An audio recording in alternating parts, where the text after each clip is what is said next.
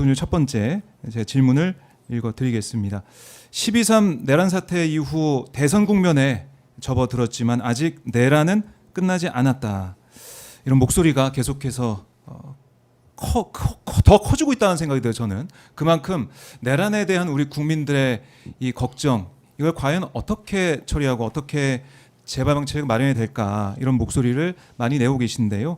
내란 종식 어떻게 해야 될까요? 여기에 대한 새 후보의 답변을 들어보도록 하겠습니다.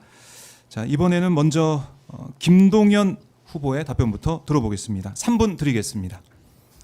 네, 12.3 계엄이 나던 날 행정안전부에서는 우리 경기도청 봉쇄를 지시했지만 단호히 거절했습니다.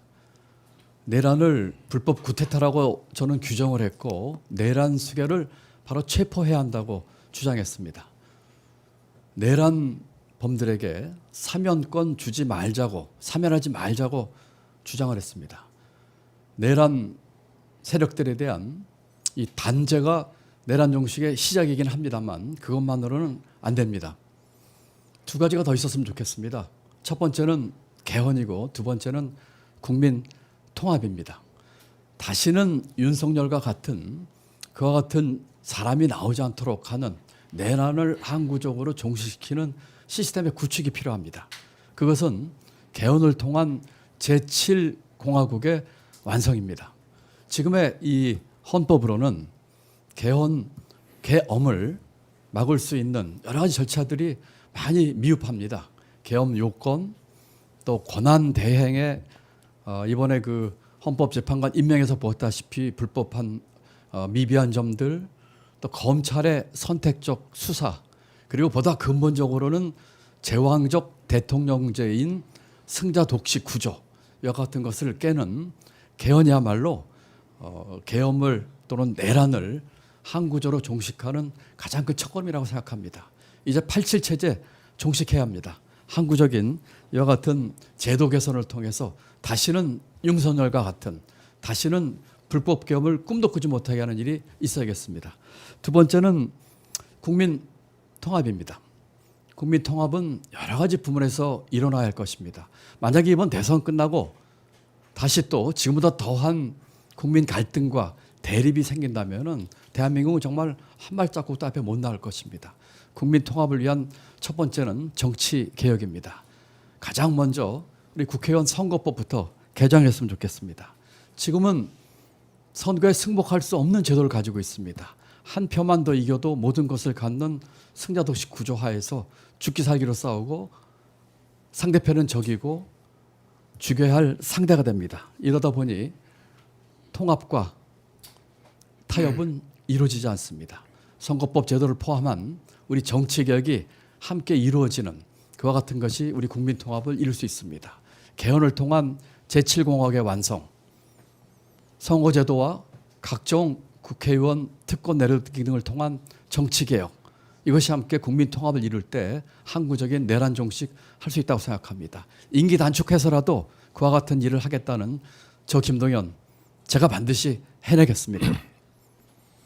네, 김동연 후보 답변 들어봤습니다. 자, 이어서 김경수 후보 내란 종식에 대한 생각 들어보도록 하겠습니다. 3분 드립니다. 네.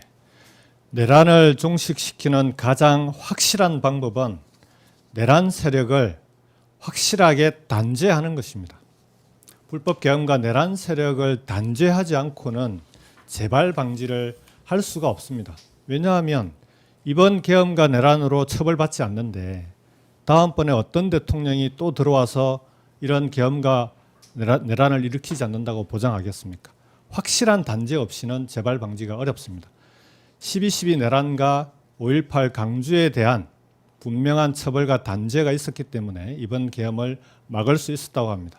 우리 대한민국은 이번에도 또 한 번 광주에 빚을 졌습니다. 5.18 광주 정신을 헌법 전문에 꼭 수록해야 되는 이유입니다. 내란 세력을 확실하게 단죄하기 위해서는 정권이 교체되자마자 신속하게 특검을 임명하고 그 특검에 의해서 미진한 부분들을 수사해서 진상을 조사한 다음에 책임자를 처벌해야 되는 이 과정을 가장 신속하게 진행해야 된다고 봅니다. 그와 함께 꼭 필요한 것이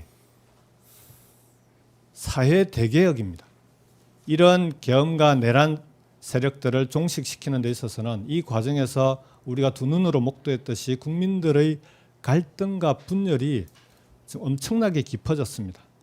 이번 과정에서 내란 세력의 뿌리가 얼마나 깊은지, 내란 세력의 폭이 얼마나 많이 넓어졌는지 우리가 두 눈으로 직접 목도했습니다. 이런 갈등과 분열을 극복하기 위해서는 단지 내란 세력을 단죄하는 것만으로는 극복하기가 어렵다고 생각합니다. 반드시 이런 갈등과 분열이 생긴 원인을 찾아서 사회를 대개혁해야 됩니다. 저는 이 갈등과 분열의 원인을 두 가지라고 생각합니다. 첫 번째는 갈수록 심화되고 있는 경제적 불평등입니다. 두 번째는 역시 갈수록 벌어지고 있는 지역 격차입니다. 경제적 불평등은 최소한 절대 빈곤만큼은 없는 나라를 만드는 그 점에서부터 출발하고, 지역 격차는 말씀드렸던 5대 권역별 메가시티로 지역 격차를 해소해 나가야 합니다. 마지막으로 내란 종식의 완성은 저는 개헌을 통해서 이루어진다고 생각합니다. 개헌은 여러 가지 많은 개헌의 과제 중에서 가장 우선적으로 해야 될 건 계엄 방지 개헌만큼은 확실히 해야 된다는 겁니다. 개헌 과정에서 평시에 계엄을 할 수 있도록 만들어 놓은 이 조항은 반드시 폐지해야 됩니다. 그 외에 많은 다양한 개헌 과제들을 정권 교체 이후에 다음 지방선거까지 400일간 국민들과의 협의를 거쳐서 개헌 논의를 통해서 제7공화국의 문을 열어야 확실한 내란 종식이 된다고 생각합니다. 네, 김경수 후보 발언 들어봤습니다. 자, 이어서 공통질문 첫 번째 마지막 답변입니다. 이재명 후보 내란 종식 어떻게 해야 될지 네. 들어보겠습니다. 네, 두 분 말씀 잘 들었습니다. 훌륭한 생각이시고요. 어떤 사건이 벌어졌을 때 우리는 그 사건의 원인이 뭐냐, 그리고 그 원인을 제거하기 위해서 노력하고 그걸 제도화하는 게 당연히 필요하죠.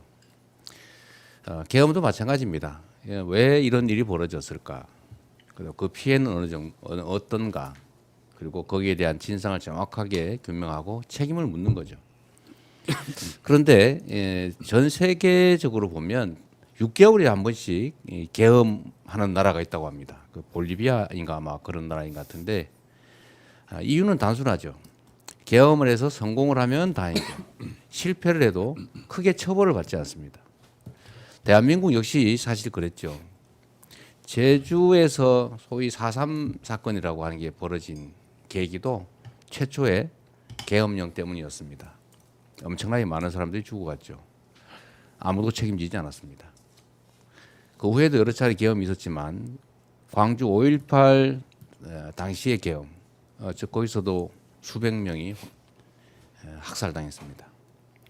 그런데 그 계엄을 일으켰던 전두환 세력들은 정말 천수를 누렸죠. 잠깐 책임을 지긴 했습니다.